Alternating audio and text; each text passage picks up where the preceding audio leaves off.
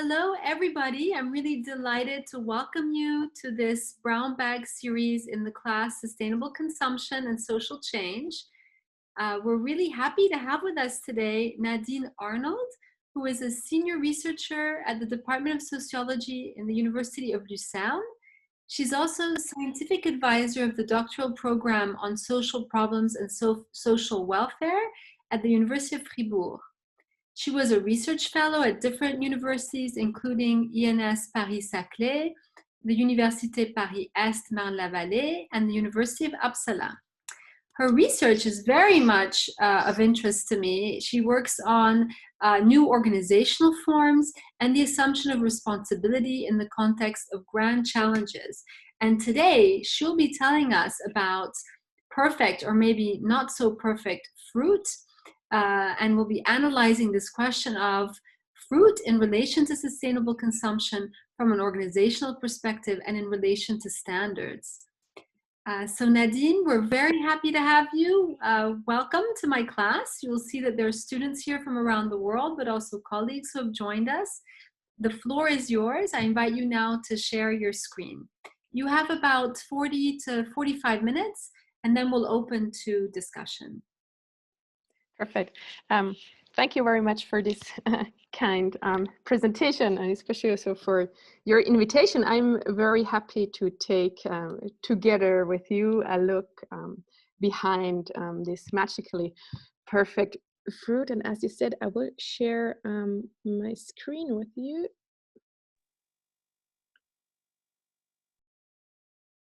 So is that okay? It's perfect, yes. Okay, wonderful. As the title suggests, I'm going to speak about the perfect fruit, but at the same time also about standards and the multiplicity of standards. And I would like to start with an observation that when we go to the supermarket, what we usually find in supermarket shelves is this perfect food, such as this very lovely, beautiful pineapple with this green crown on top. And usually we take this perfect food for granted, which means we go to the supermarket and we expect that we will find perfect food. But the quote from a journalist in The Guardian nicely summarizes that we shouldn't take this perfect food for granted, because he writes, lovely shape, no wrinkles, perfect skin, fruit like this doesn't just grow on trees, you know. So if this perfect, such as this pineapple, or if this perfect fruit doesn't grow on trees, we should ask ourselves, I mean, where does it come from? And how is the perfection of food ensured? And when asking this question, usually the answer lies in standards. And it's actually multiple standards that guarantee that we can buy this perfect food. And when, or just to give you a very brief definition of what standards are, I think what is very useful is the definition provided by Larry Bush, who wrote a lot about standards, in particular about standards in food system, and following him standards are formalized rules and material measures. So usually standards are voluntary. Now, usually we perceive standards as something that is quite good, but we are not very happy about standardization. So standardization very often has a bad meaning, while we think about standards about a good thing. And when we have a naive understanding of standards, we could believe that standards automatically leads to standardization. So that, which would mean that when we have standards, this will lead to homogeneity, to uniformity, to a uniform world. But there is much consensus in the literature that we actually face a growing multiplicity of standards. So in the words of Timmermans and Epstein, we could say that maybe we live in a world of standards, but not in a standardized world, because there are many, many different standards that we face. And when we zoom in to food systems, we can find two different types of standards. And the first standards, they concern measurable food properties. So these are the material measures. For instance, here in the picture at the top, you see some tomatoes. So these tomatoes, they follow standards about color and size, and these are measurable food properties. So these are, we could say, like a mold type of standards. But since the 90s, we can observe that other standards, which we label here as ethical process standards, are proliferating. And here we can mainly observe a shift from product standards to process standards, and this shift was initiated by the International Standardization Organization, who first set some quality standards. Maybe you have already heard of ISO 9000. So they set the first standards who started to actually to regulate processes. And now in food systems, we find a lot of different process standards, in particular in the context of sustainability. Here also in this slide, you see some famous or less famous sustainability standards such as MSC, FSC, but also fair trade or organic, which could be labeled as ethical process standards. Now, as I said, there's much agreement about the multiplicity of standards, and when researchers study the multiplicity of standards, they usually take the perspective of the rule setters, which are those actors who set and define the standards. This is, for instance, the International Standardization Organization, or this can be Fair Trade International, who sets the fair trade standards. And from the rule setter's perspective, we know that these multiple standards can compete. So for instance, Reinecke and her colleagues, they showed that there is a market for ethical standards, so that, for instance, fair trade standards and certified standards, they are competing. And Fouillot and Loconto, they showed a similar market in the case of organic standards, but they argued that there's not only a market for organic standards, that there is also a market for certification, for the control of the standards. So what we find is that multiple standards compete, and sometimes these multiple standards can be even in a war, and this mostly refers to technical standards. So when we find incompatible technologies, then they start to fight for market dominance. And maybe I can give you just 2 or 3 examples of a standard war, which was then won by winners. So when we find standard wars, there's this idea behind, like, the winner takes it all. So when you think of USB versus a Firewire, both are technical standards, and this standard war was then won by USB, and so today we only use USB standards. And there's the same also between Blu-ray or HDVD, and we all know that today we only use Blu-ray standards and no longer HDVD. So standards that can also conflict with each other, and then at the end, there's only one standard that will dominate and eliminate the others. And then there's another interaction between multiple standards, which we can summarize under the label or the notion of meta-standardization. Maybe you've already heard of Israel Alliance. They are, we could say, a meta-standard setters. So Israel Alliance is an organization that brings together different sustainability standard setters, such as FSC, MSC, or Fair Trade International. And this meta-standard setter then sets standards about how standards should be set, or how standards should be controlled, or how the impact of sustainability standards should be measured. So there are also efforts to harmonize the multiplicity of standards.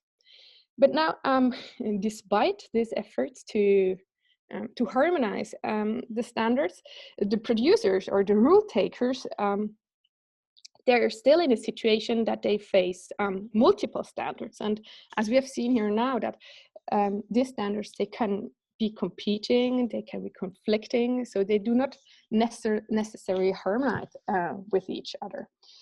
So there is a big challenge for the rule takers to implement these standards on the one hand, but then on the other hand, what we see is this perfect food. So it seems that in a way, the rule takers, they succeed in implementing multiple standards at the same time.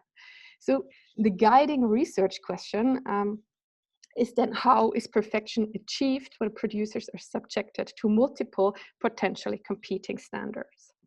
And if we want to address these questions, we need to shift our focus from the rule setter's perspective to the rule taker's perspective. Yeah, so which actually means we should no longer focus on those who set the standards, but those who implement the standards. And what we know from the literature about the rule takers is that this is now, particularly in the case of food systems, is that producers, they are very often considered as rather passive, powerless actors, because the standards, they are imposed by the supermarkets, so they just implement those standards. But we also know that they have to reorganize their practices so that they can implement the standards. They need to develop collective practices so that they can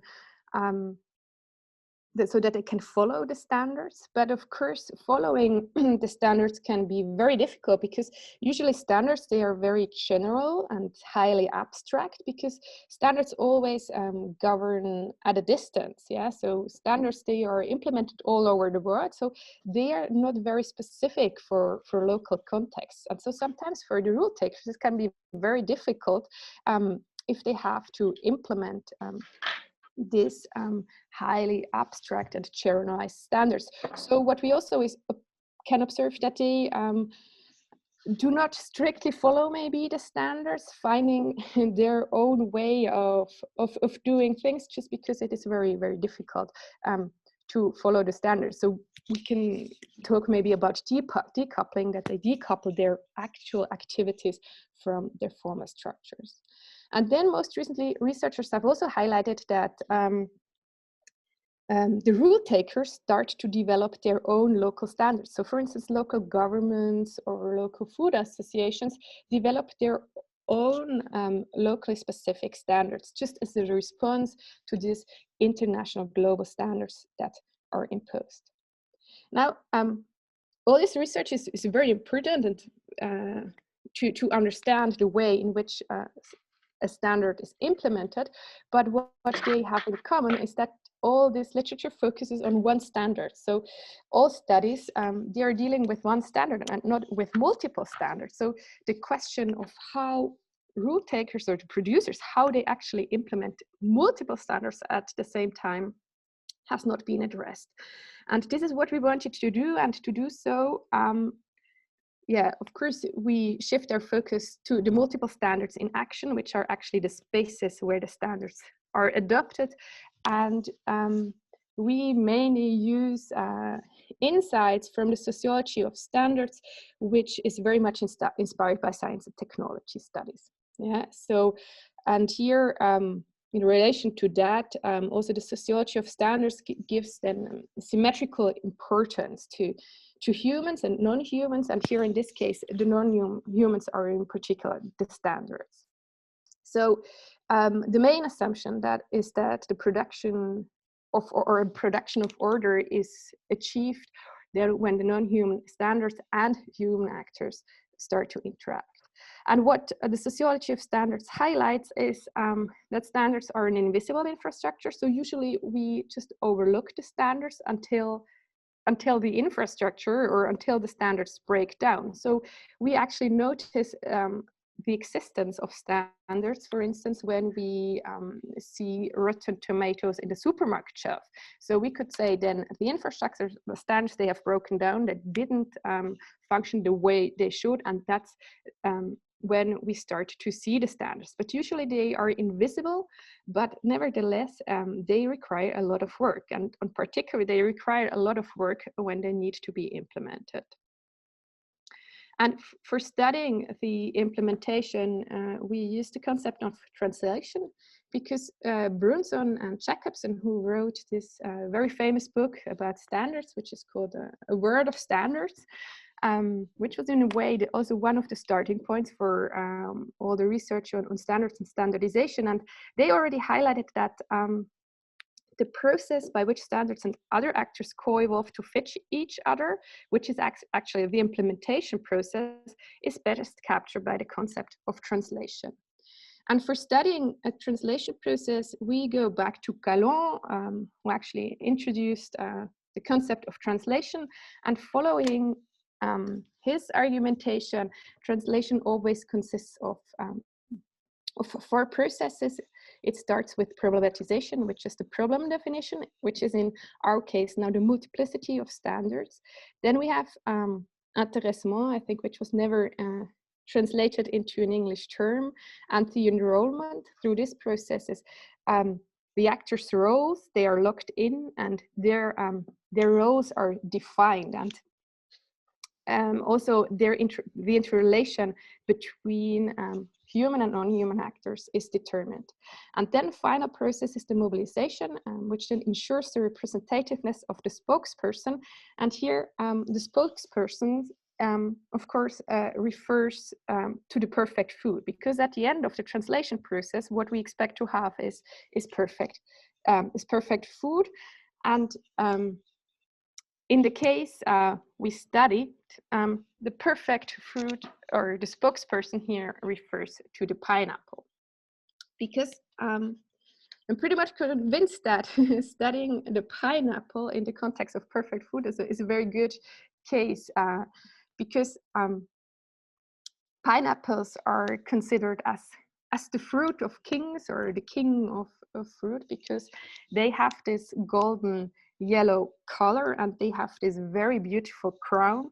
And that's why also, for instance, Louis XIV, he was very fond of pineapples, because it was a symbol of luxury and status, and he just loved pineapple ice cream. And so when they started to import pineapples from overseas, they never knew if they should eat the pineapple or just putting the pineapples on the tables just to show anyone that they actually possess a pineapple. So it is a true symbol of luxury, and actually also until today, because such as this teapot, or also when you go to shopping malls, very often you see the pineapples, because it's still this symbol of luxury. And I studied the translation process in the Ghanaian pineapple industry, because, as I will show you later, we find an exceptional recognition of ethical standards in this particular industry. And just for reasons of completeness, I use information, or I collected data in a 2-step procedure. And here I mainly followed Tim Bartley, who gave us a very good recommendation of how we should study the implementation of standards. So in the first step, I collected standards, or all the information just about the circulating standards in the pineapple industry. And what is quite useful, because the whole standardization industry is very transparent. So it's very easy to find information about the standards. Everything is put on websites, and just to find my way through all this information. So I did some interviews also with buyers, just to understand why certain standards are important or not that important. And then I did participant observations in 2 phases. In Ghana, in this very beautiful region, where you see a picture here, just to understand how the producers, how they interact with the standards, so that they can implement them.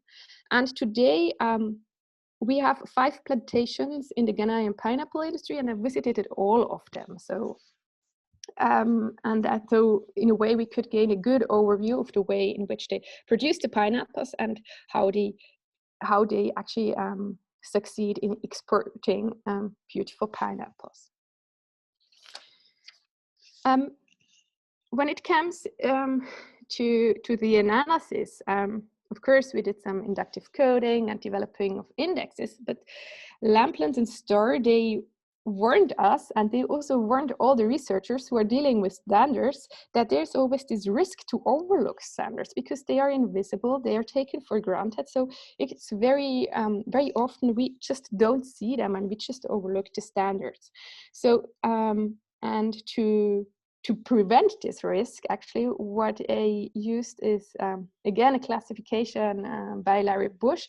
He suggests to classify standards into 4 different types. Yeah, and I used these types just to actually find and define the standards which are circulating in the Ghanaian pineapple industry. I'll make this very briefly, but just to give you an overview of what types of standards we can observe. First of all, we have Olympics. They create winners, yeah? So they increase the visibility of singular food products and also the producers behind, because what is very important when you are standardizing products or when you're standardizing food, you are always also standardizing the producers behind. Yeah? Here, for example, this is, I think, Meilleur Baguette de Paris, so they give an Olympic to this specific baguette, but at the same time, they also standardize these 2 men here, the 2 behind, who actually produce the best baguette. So we have Olympics, then we have filters. They render specific quality features of food products and producers visible, and they actually eliminate, or we could say they filter the unacceptable. So here you have fair trade or food safety standards. They filter in a rather radical mode the good from the bad ones. Then you find rank standards. Usually we also talk about grades when it comes to ranks. They render then specific quality feature of all food products visible, and they do it in a hierarchical way. Yeah. So, and usually the best, they are then, for example, exported, they go to the supermarkets, but then those who achieve low ranks, as you can see here, small eggs or peewee eggs, yeah, they are manufactured into animal feed, or they go just into other value chains. And then finally, we have divisions, and they also render quality feature of all products visible. But in comparison to ranks, they don't do it in a hierarchical way. So as an example, I've given here, I have a picture of some apples. So you can think of apple varieties such as Fuji, Pink Lady, Yona Gold, or whatever. So they classify all apples or all fruit.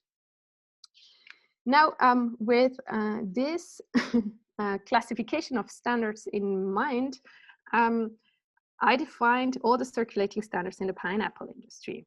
And I must say that we didn't find any Olympics. So there are no Olympic standards in the pineapple industry, but we find ranks, divisions, and filters. So what I'm describing here now is like the first process of the whole translation, which is now the problematization of multiple standards. Yeah. And what we find is, first of all, many different ranks.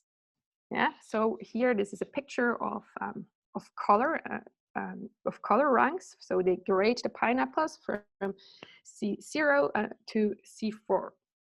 Then pineapples, they are also ranked according to sizes, then of course physiological defects, and also with regard to a Brix range. And Brix is a very important measurement because it measures the sugar content and with it the sweetness of the pineapples. And so all the pineapples need to achieve, for instance, a certain Brix range, a certain sugar content, so that they can be exported. When we take a look at the divisions, so we find on the plantations, we find different varieties. We find MD2, Smooth Cayenne, Queen Victoria, and Sugarloaf. Sugarloaf is a local variety which has a green color and white flesh, so it does not really correspond to our idea of a lovely yellow golden pineapple. So it's usually we don't find Sugarloaf on the fields because it's very hard to export. But we find a lot of MD2, and here I show you just a graph of all the exports of Ghanaian pineapple producers. And here, what you see, there is from the 90s, pineapple exports, they steadily, they grew, and then there is this drop after 2004. And this is actually linked to the creation of a new division, because the main competitor of Ghanaian pineapple producers is Costa Rica, and in Costa Rica, Del Monte developed a new variety which is called MD2, and they convinced, or they succeeded in convincing the supermarket chains that MD2 is a better variety, is a better pineapple than Smooth Cayenne. And Smooth Cayenne, traditionally, Ghanaian producers, they planted Smooth Cayenne, and they, for quite a long time, they failed in switching from Smooth Cayenne to MD2. That's why also their export dropped. But today, now on the fields, what we mainly find is MD2, a little bit of Smooth Cayenne, and also a bit of Queen Victoria, and very, very few Sugarloaf. And then at the end, we can have a look at the filters. Of course, we find Global Gap, because Global Gap is a private standard. But if Ghanaian producers want to export their pineapples to Europe, Global Gap is a must, which actually means it's not really voluntary. If you want to be in the export business, you need to follow the Global Gap standard. Then all plantations follow the fair trade standard, which is actually a result of the fact that the FAO recommended the pineapple producer to follow the standards to increase their export volumes. And then some pineapple producers are currently experimenting with organic standards. So this is the problematization. This is what we find in the pineapple industry, the multiplicity of standards. Now, we must ask, I mean, how do they implement it now? How do they bring this non-human standards into a network? And we use here the metaphor of nesting to depict how producers translate multiple standards into locally contingent networks of human and non-human actors. And these networks, they are locally contingent because the plantations, they develop their own intra-organizational collective practices, yeah, and these practices, which now describe the two processes of translation, which is intéressement and enrollement. These practices, we can divide them into three practices again, and I will give you in a minute some examples of these practices, but I would like to briefly introduce them before I give you some empirical examples. So the first is the prioritization of standards, which actually means that producers take the multiple standards and introduce a hierarchical order, yeah, based on their localized practices. Yeah, I will show you how they prioritize the standards. Then what they also do, the plantations, they enroll additives, and this actually means that producers allocate rows to humans and non-humans to achieve their priorities and to buttress the interactions between conflicting standards. So in a nutshell, it means they add new actors to the network so that they can implement the multiple standards. You will see what we actually mean by these additives, and at the same time, they do not only enroll additives, they also create a lot of residues because they render actors invisible if they're considered irrelevant or worthless by a given standard. I will start now with this first practice, which is the prioritization. And what we find is that the producers, they take into consideration the relation between different standards. Yeah, they think a lot about which standards they should implement. And it's not the workers that you see here on this picture, rather it's the owners, managers, and in particular also the certification officers who have an overview of all the standards that are implemented. These people in their offices, they take very strategic decisions about which standards to follow. And here I have a quote which illustrates this quite nicely, because they highlighted the implementation of the fair trade standard was not a big challenge for the farms because of the global gap standard. A lot had already been done and prepared. So these owners and managers of the plantations, they decided to follow the fair trade standard, because they said, yeah, we already follow the global gap standard, so it's very easy. We can also do the fair trade standard, and that's why they decided to do the fair trade certification. Yeah, so they consider the relations between the standards. But what we also find when we look at the plantations, that they prioritize in a very different way. And here I've just listed 3 plantations. We have a very ambitious plantation. They follow the fair trade standard. They do also organic. Of course, they do global gap. They have MD2 pineapples and very ambitious ranks. So they want to have like big sizes and bright yellow color. So this is a very ambitious plantation. Then we have another plantation. They do also fair trade, but no organic, of course, global gap. And they think that they rather focus on low rank, so they export all sizes and also yellow and greenish color pineapples. And then we have a last plantation. They only do global gap, and they just decided to decertify from the fair trade standard because they don't have fair trade customers. So they say the costs of certification are just too high. If we find new fair trade customers, of course, we will do the fair trade certification, but for the moment, it's just global gap, and again, also low ranks. So what we find here that they prioritize very different standards, and they follow different standards. And now I'm coming to the enrollment of additives and the creation of residues, and we find these practices throughout the whole production process. So when we look at the planting, here you see some workers who are planting the pineapple suckers. We see that they produce some residues right at the beginning because they are only planting, or mostly planting, MD2. So for instance, sugarloaf and this diversity is already reduced at the very beginning. And they do very careful planning for the planting because it takes a pineapple 9 months to grow, so they anticipate the volumes, but still sometimes this can be very, very difficult and very tricky. So sometimes customers change their demands, and then the plantations can have difficulties in actually delivering the volumes that are demanded by their clients. So what the big plantations do, they buy the pineapples from the small-scale farmers. And in the case that the clients want to buy fair trade pineapples, this can be very difficult. Yeah, you can imagine that a customer wants to buy a very rare division, such as sugarloaf in fair trade quality. They need to find a small cooperative that actually produces sugarloaf in fair trade quality. And I've not yet highlighted this, but for the small-scale farmers, achieving the fair trade certification is very, very difficult because it needs a lot of infrastructure, and usually the small-scale farmers, they don't achieve this. And that's why the plantations, they help the small-scale farmers to have or to achieve the fair trade certification.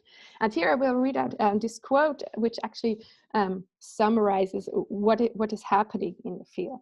So a farm owner, he explained to me that the farmers, they are often illiterate. They cannot read, and here he refers to the small-scale farms. Yeah? And for them, the documentation and keeping the records and getting the information is a serious problem. That is why we give them support. These farmers have an email address, but they usually don't check the email regularly as they don't have access to internet. I check emails, and we make pre-audits to help them so that they don't get decertified. If there are some non-conformities, we help them to solve the problems. We give the cooperative support in fair trade certification when we have fair trade orders. If not, it would not be necessary to support them in getting and maintaining the certification. So what we see here is that the small-scale farmers, they are actually an additive, and they are enrolled into the network so that they can mobilize the perfect pineapple. When it comes to harvesting, again, we find different additives and residues. First of all, here you see some farm managers. They are doing brick checks just to check the sugar content of the pineapples and to determine when they want to harvest the pineapples. But here again, I will read out a quote from a farm manager who said that northern customers not only require a specific brick rank, but also certain sizes. The sizes causes big problems. On a virgin field, the plantations can produce the required sizes, but after some time, the pineapples do not grow very well, particularly when there is a lack of rain. So when the standard of size is not achieved, usually they just leave the pineapples on the plot and they will rot. So they create a lot of residues just to meet the standards. And that's why they do what they call selective harvesting.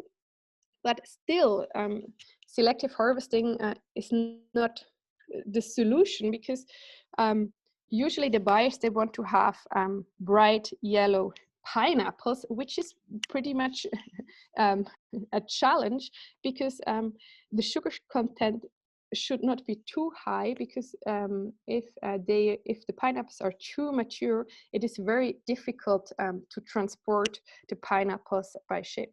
So there's this issue to actually achieve the correct bricks range and at the same a good color. And the pineapples, maybe it's important to know that the color develops from the bottom to the top, so there's never a uniform bright yellow pineapple. And they enroll an additive, which is now in this case a chemical which is called ettiphone.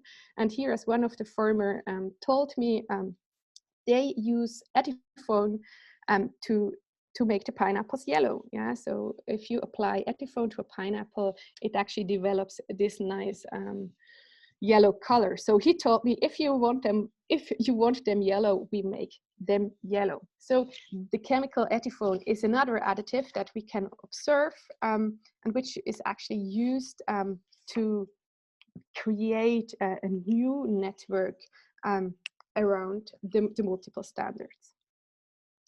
And then finally, we have the packing. Usually the packing is done by the ladies in the back houses. And as you can see here, many pineapples, they just drop on the floor because they're too small, maybe they are too green, or they have a multiple crown. So that's why one of the farm owners told me that at our farm, currently only every second sucker planted will develop into a marketable fresh whole pineapple. So they create a lot of residues just to meet and implement the multiple standards. But of course, the plantations take to consider these residues and this waste, and they take it into considerations, and they find or are looking for other solutions. And to do so, they enroll other local standards, which are then, for example, allowing them to produce pineapple juice. So here the standards are much lower. What they also do is they do fresh cut pineapples, or a third option is dried pineapple. So they enroll new local standards to fight the residues. But not all of the plantations are engaging with local standards, because the plantations, they are so-called free zone companies, which means that they can easily export their pineapples overseas, but it can be very very expensive to sell their products locally. And that's, for instance, why one of the owner told me, we avoid working with local processing factories. We try to keep the fruits in the free zone because the effort and costs to sell locally are far too big. So again, the prioritization of the plantations is very difficult. It's very different, sorry. When you bring this together, and going back to the translation, we see that it starts with this problematization where you have the multiplicity of standards.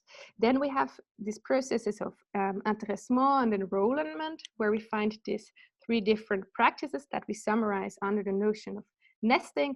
And this actually ends in the mobilization of the perfect pineapple. But what is very important is that translation should always be considered as an ongoing process. So it should not end with the mobilization. And we believe that we can very nicely illustrate how translation in the context of standards implementation is an ongoing process.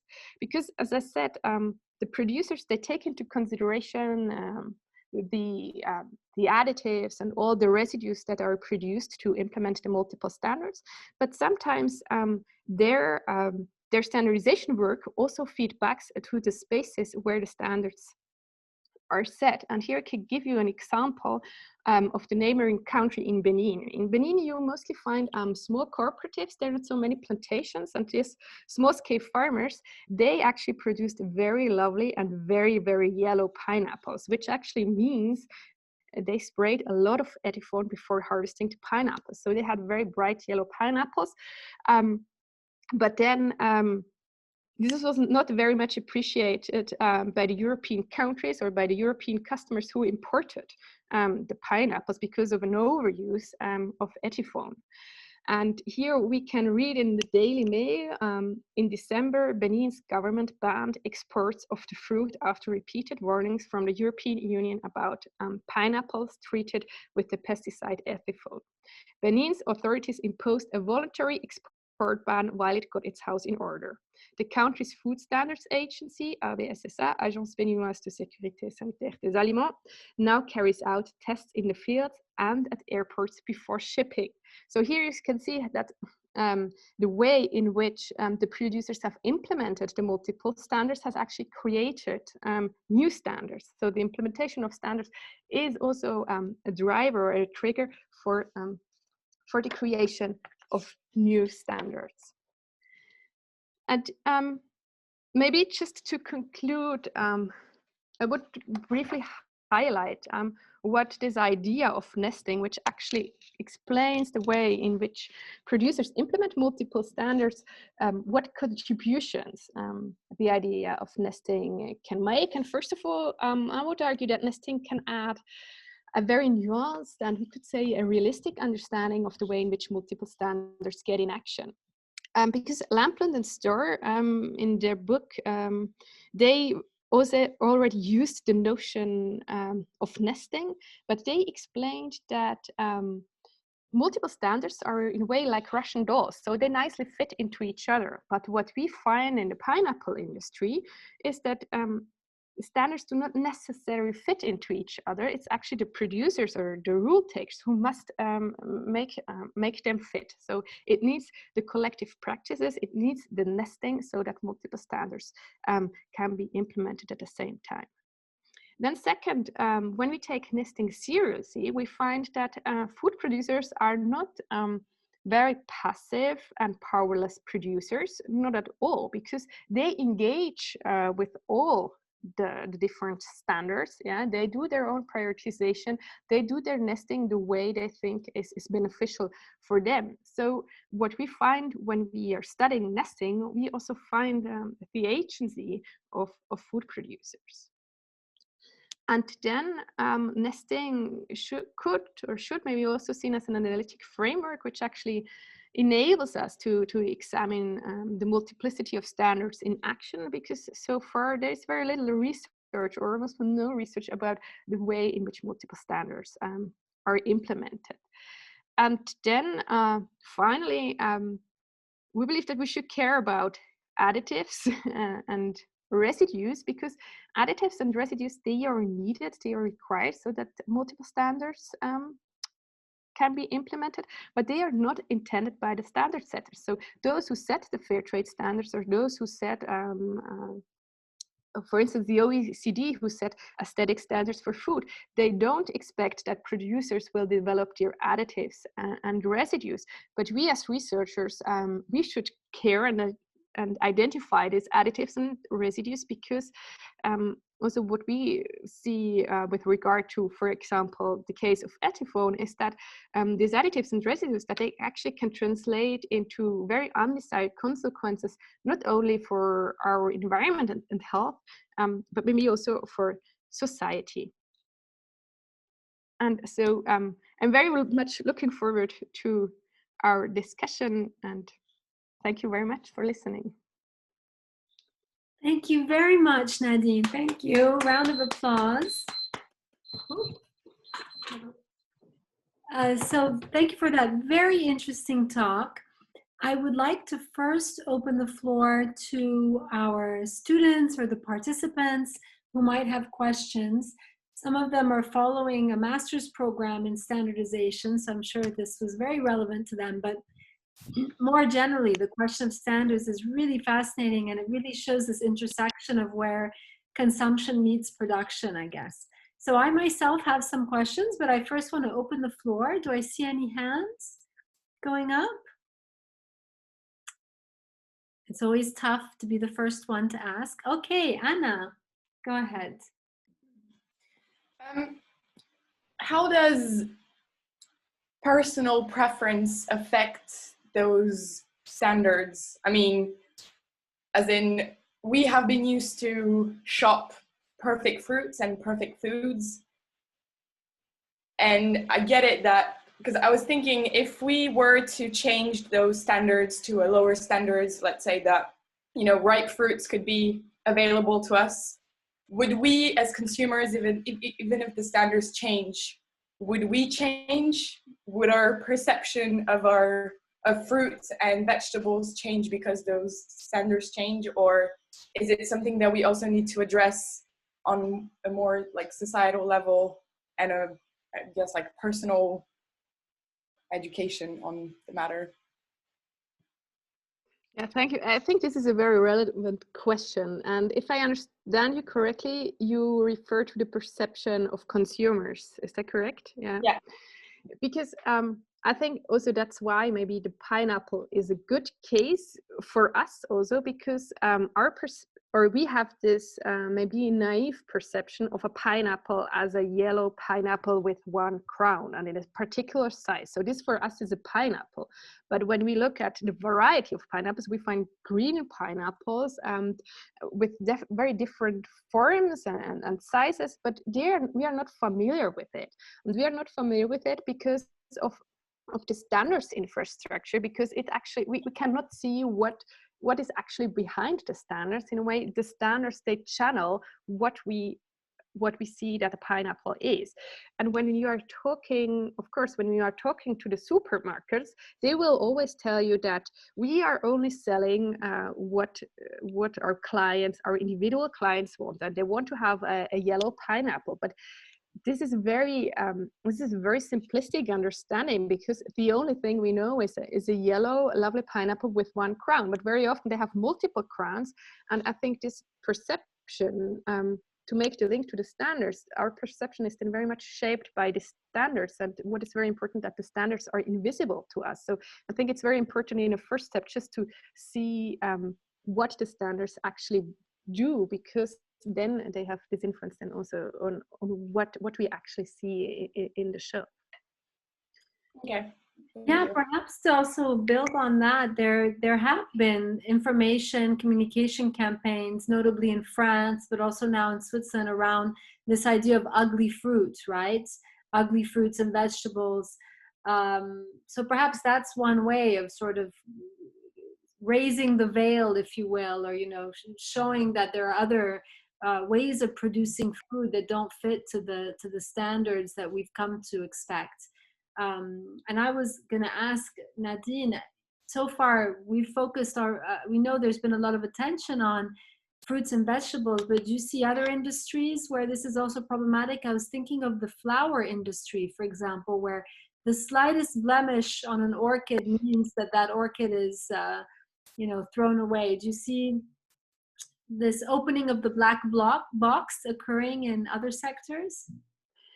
Yeah, I think it's very obvious in the case of food to see the standards, but we also see it when it comes to green buildings, for instance. I mean, like standards, the word of standards in a way is everywhere. So actually what we did now in the context of food, we could also investigate the multiplicity of food, as you said, in the case of flowers. And we also did some research, for instance, on Kenyan plantations, on flower plantations, and they use the multiplicity, or the problematization is maybe different, but again, what they also do, they enroll many different additives, and of course they also create a lot of residues. There are a lot of flowers which will never be exported just because they don't meet the standards. So I think, yeah, everywhere where we can find standards, I think we have maybe yeah, the same issues. And I think just maybe to come back to what you said about ugly fruits, and I think what is quite interesting is that we have a quite good, or we are very familiar maybe with bad carrots and apples, because most of us, we have seen an apple that is grown, and maybe also some potatoes. So we are familiar with these fruits. But in the case of pineapple, we have a lack of personal experience about what a pineapple could be. So I think it's these ideas of showing consumers also the way in which products are produced and what are the difficulties is quite important. Yeah, I love the pineapple example because it really brings in this international, the more international scope. We clearly do not see pineapples growing here, absolutely. There's a question here from Francisca who's asking, thank you for your interesting presentation. Do you have any positive best practice examples of where specific supermarkets or supermarket chains try to address some of these challenges and address the downsides of standards? Yeah, maybe just in when we remain in the context of the pineapples, maybe it's not very much about like just downsizing the standards. I think what is also very important is stability of trade relations, because when you were talking also to the producers, for them it was just very important for having good, reliable customers who don't change their standards in a very rapid manner. So I think for them it's much easier to know the standards, and then they adapt to the standards. They can do all the nesting and all the things. So this is a major point. And of course, what is going on now at the moment is that just I think maybe 1 year ago, or supermarket chains started to discover new pineapple varieties such as sugarloaf. So now sometimes in workshops or alternative food shops, you find sugarloaf pineapples. So this could also be seen as a new form of trade, just to give some variety, and to also allow for some variety.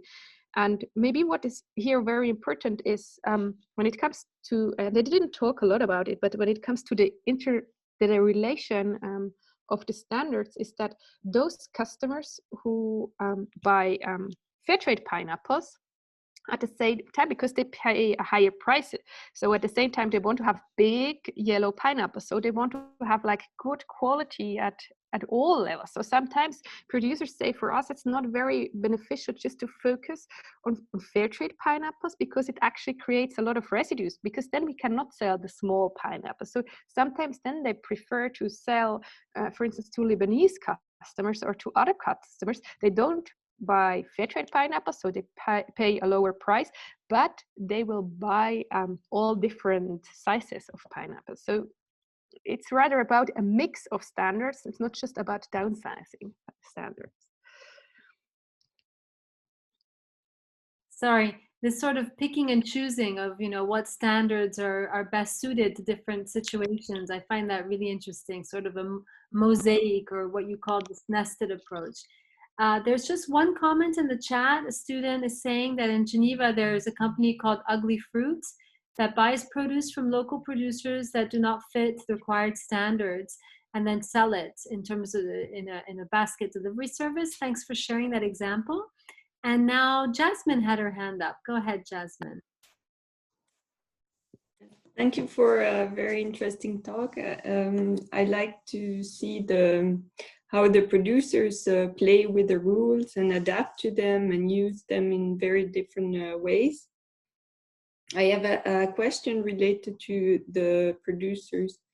In your talk, they seemed like a very homogeneous group, and could you say something about the heterogeneity of producers, and also the fact that there might be conflict among them, in particular between, I don't know, farm owners and farm workers? Maybe they don't have the same goals, maybe they don't have the same views on these different standards and what should be done and how it should be done.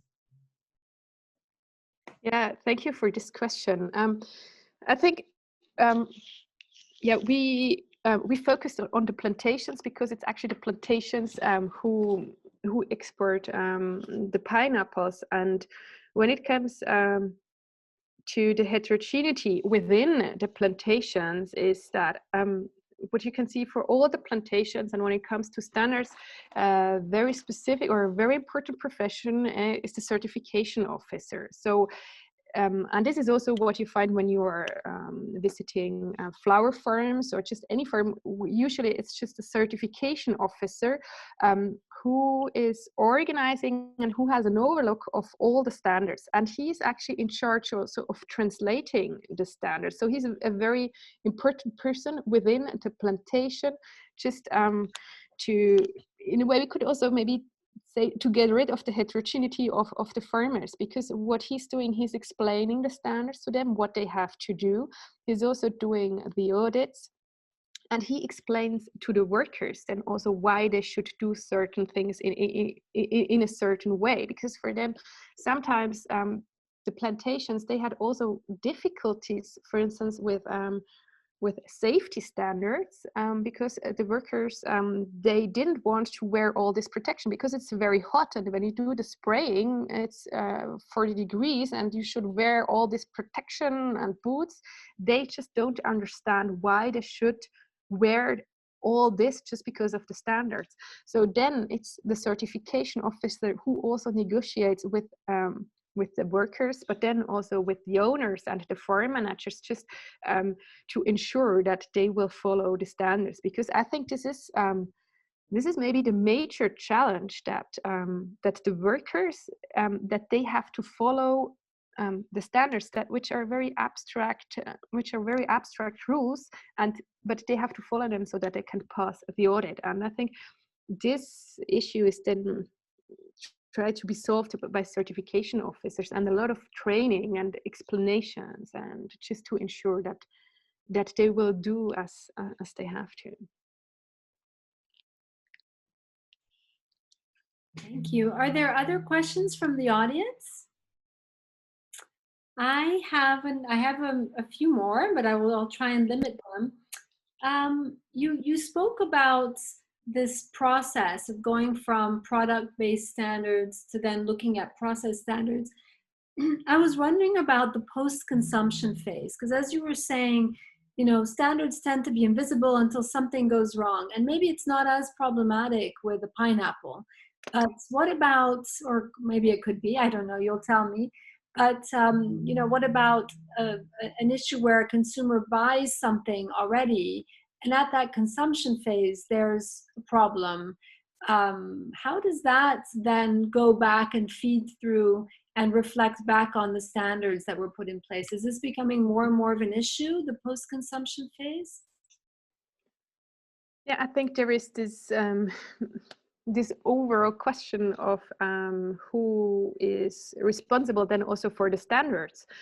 And when we, for instance, when you look at the case of the fair trade standards, for a very long time, it was Fair Trade International who set the standards and who also did the audits. They also controlled the implementation of the standards. But now, usually certification is done by independent certification companies. They are usually profit-oriented companies which are professionalized in just doing audits. And then what you can observe is when something goes wrong in a way, then it's first of all linked to the certification. So the standard setter would say, we only did the standards, and they're just voluntary standards, and when you follow them, it should be fine. But then when it comes to the control, to checking, this is I think this is the task that is in a way outsourced to a different party. So that's why in the world of standards, you see this very complicated infrastructures. So it's not only about standards, it's also about controls, and it's about accreditation. And so at the end, I think this is also what Ingrid Gustafsson, she recently published a book about this control regime, where she argues at the end nobody is really responsible because so many different parties and actors are involved, not only the standard setters, because others are doing the audits and the accreditation. So at the end, it's not very clear, it's very vague who is actually responsible for all this. Yeah. So I think that Yeah. could be related to this, and maybe that's also why it's so difficult to make them accountable finally also. Yeah, yeah. And you sort of alluded to it in your presentation at the harvesting phase, but I know that in Europe, some standards around the size of vegetables, dimensions of carrots, led to a lot of food waste in the harvesting stage. Could you say something about that for the students? And also maybe if you know any evolution in how those standards might have changed. I heard that they had been somehow adapted to account for this issue of food waste. Yeah, I mean, in the pineapple industry, it's about a third of all the pineapples. They are just left behind and they will rot. And there it's specifically because they are, as I said, they are freeze-dried companies. So it's not very attractive to sell these pineapples locally. So this is also an issue, maybe a local issue about the way in which the government regulates the companies. So it's about their local regulation because it's not very attractive to sell them locally. This is one a major issue, but then in the case of pineapples, there's not this idea to, in a way, lower the standards when it comes to sizes. Maybe sometimes marketing strategies are pretty good, because the Ghanaian pineapple producers, sometimes they were laughing at me and said, yeah, we were very clever because you love baby pineapples. So when we started to sell our small sizes, calling them baby pineapples, you started to buy them. And so it was just like a trick, we could say, because they had all these small sizes and they started calling them baby pineapples. And when they said that these are baby pineapples, they found new buyers. So I think it's also a way of framing it, and not framing it as leftovers or residues, because this is usually linked with low quality, no value. But I think this idea of baby pineapple is one way just to reframe, give it another meaning to the product. And then of course manufacturing is always a possibility, and there you can see that some plantations, they're very innovative in establishing drying manufactories or producing fresh cut, and just doing different things with the residues. But this actually requires from them to do additional investments then, and to find new markets. And this is what they have sometimes also as a strategy, just to diversify their products. Yeah. And you know of EU regulations changing? Because I also have heard this number, 1/3 of carrots are wasted in the fields, because, to explain for the students, you want to raise your production levels to make sure that the carrots that you do produce will meet certain standards. So because there will always be carrots that don't, you produce more. And those carrots that don't meet standards end up just rotting. But I had heard that the EU is considering a sort of revision to these standards. Do you happen to know? I know it's not your focus for the pineapple project, but no, I think what is maybe what is like a very fundamental problem when you want to change the standards, that the standards are imposed by the supermarket chains and they are private standards. So basically we could say this is not, the producers don't have to follow the standards, but there are the boxes, and everything is actually, the whole infrastructure around these products is already created in relation to this idea of a standardized fruit. So when you look at the pineapples, it's always like 4 pineapples in one box, so you cannot put 7. And so it can be very difficult if you have non-standardized fruits. And this is also for the producers when they want to manufacture things, sometimes they need certain sizes. And so we could say that the whole value chain is already organized around a specific idea of a fruit, which is not mandatory, but they just do it because they think it's more efficient, it's easier. And I think that's also why it is so difficult to change the standards, because it can be very expensive.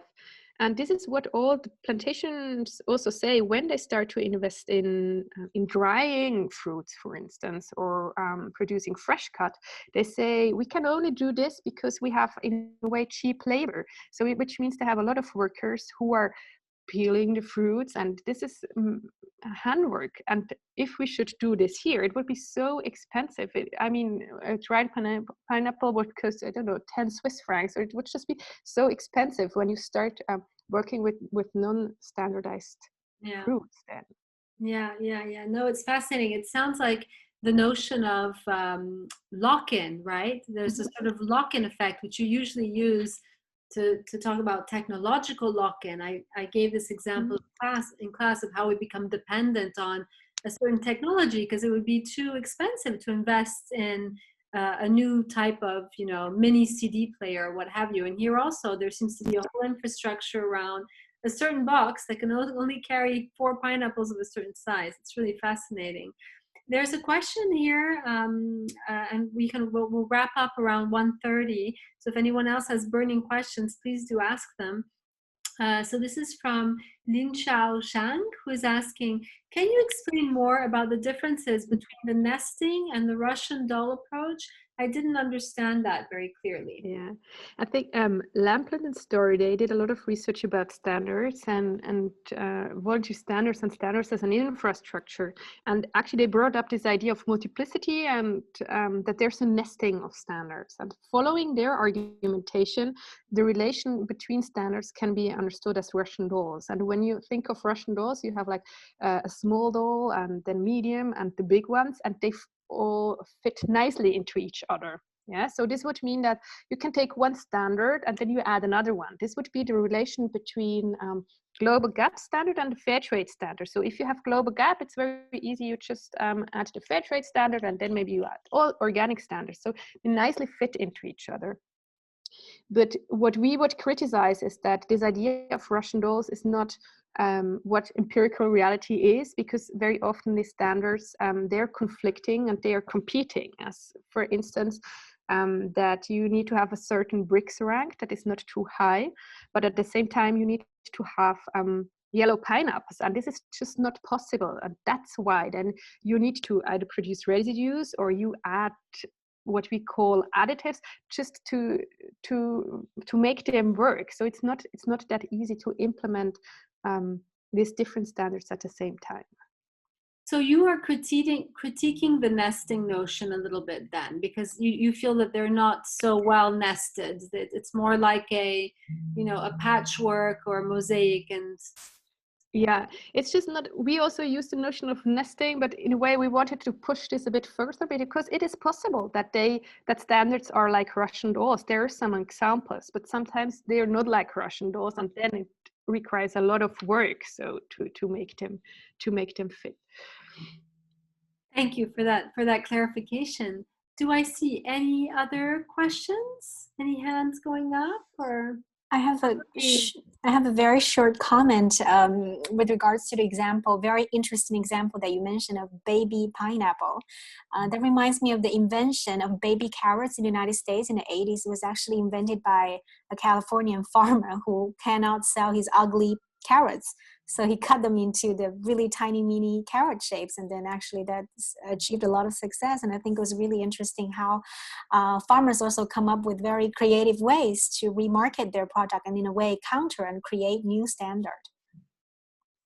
Yeah, I think this is exactly what they also did with the baby pineapple. And I think it nicely shows us that it's not, I'm very critical or very skeptical that people will start maybe small pineapples or small carrots because they think it's good for the producers or if it's good for the environment. I think it's very, very hard to convince consumers just to change it and to buy products of a lower quality in a way, because this maybe links to the perception of what, because we have this perception of what is a pineapple, and just to change it is very difficult. Just to say, okay, I'm ready to buy a lower quality maybe, but when we start seeing these products maybe differently, but not of a lower quality, just maybe different qualities, such as you said now, baby carrots, baby pineapples, or cut pineapples, then I think it's much easier then to sell more. And I think this is also where in Ghana, the producers, they now started to realize that they actually need to invest a lot just in the way in which they sell their pineapples. Yeah, should they relate to health issues, or what exactly is it, so that they can sell their pineapples? And I think it's also a lot about information and just showing these different type of products. Yeah. There's one last question from Sarah in the chat here. She's asking, what do you think about the new standards around ugly fruits emerging in supermarkets, like the baby pineapple example? Do you think this is a way of marketing that could limit the percentage of fruits and vegetables that are thrown away? And I think you answered that question a little bit. Yeah.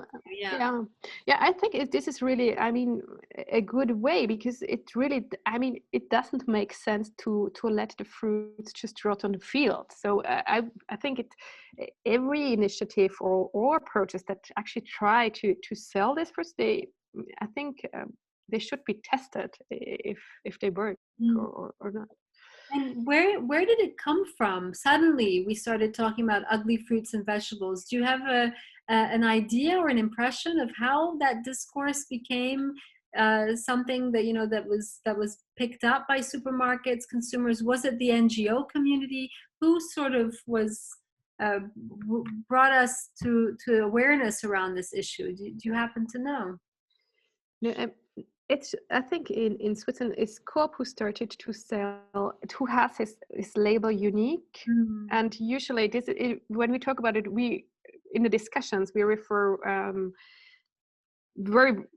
we start just talking about this specific label. But that's a good question, just to ask where it actually comes from. And I don't know why they started selling this.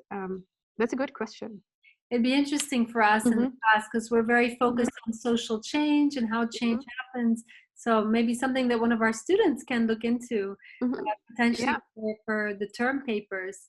It's just what I know from the supermarkets. When they have this label, they say for them it's just marketing that they have this unique label, because I think they have just carrots, pepperoni. I don't know what the fruits are, but it's just part of their sustainability strategy, and it's not yet a label such as organic, or so. It's just like showing that they are also engaging with waste or residues. Yeah, this is often the issue with labels. If a label were to transform an entire process of production for an entire industry, that would be something. But oftentimes the label is just a way of differentiating a particular product line that is being put forward as sustainable or, you know, organic or what have you.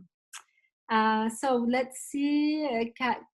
Kaya Wang is saying Netflix has a documentary of waste in supermarket supply chains, which also, so this is Netflix then is also contributing to the discourse and the awareness around ugly fruits and vegetables. And then Sarah is saying, during the first wave of the coronavirus, Migros and Coop had more demand and they sold more ugly fruits, in quote.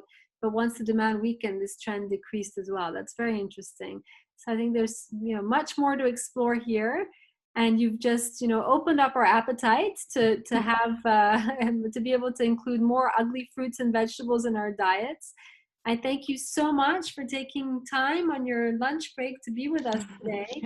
Thank you. Big round of applause from everybody. Thank you so much. It was wonderful.